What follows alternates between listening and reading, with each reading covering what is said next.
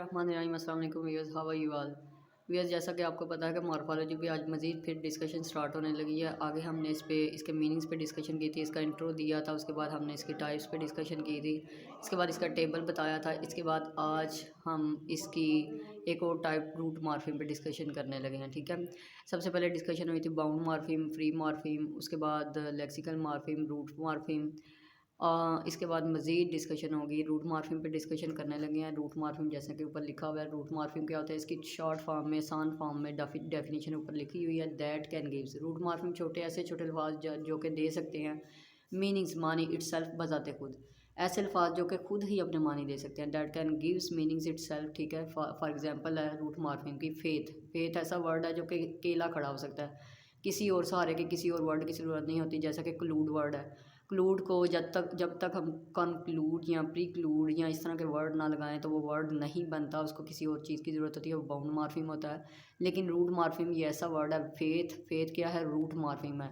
इसको स्टेम भी कह सकते हैं। रूट ऐसा लफ्ज़ जो कि जड़ होती है, जो कि बुनियाद होती है, जो कि बुनियादी लफ्ज़ होता है, एक लफ्ज़ पूरा बनता है, उसको क्या कहते हैं, रूट या स्टेम वर्ड। ठीक है, फेथ अकेला खड़ा हो सकता है, इसलिए क्या है, ये क्या है, रूट मार्फिम।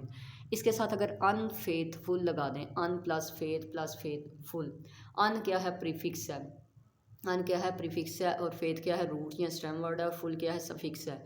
स्टार्ट वाले लफ्ज़ को जो किसी के साथ लगाया जाता है उसको प्रीफिक्स कहते हैं, और लास्ट पे जो वर्ड लगाया जाता है वो सफिक्स है।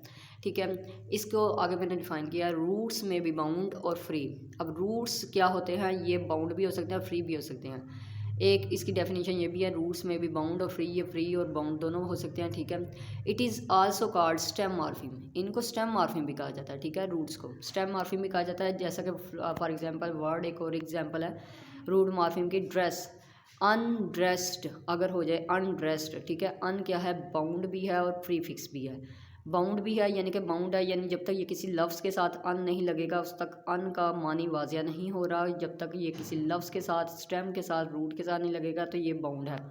ठीक है, इसके बाद ड्रेस क्या है, रूट भी इसको कहते हैं, स्टेम भी कहते हैं, और फ्री मार्फिम भी कहते हैं। इसके बाद ईडी क्या है, सफिक्स भी है और बाउंड भी है। लास्ट पे सफिक्स भी है और बाउंड भी है, यानी कि ये लास्ट पे जो वर्ड लगा है ये सफिक्स और बाउंड है। लेक्सिकल मार्फिम पे आगे डिस्कशन करेंगे। रूट मार्फिम के बाद लेक्सिकल मार्फिम।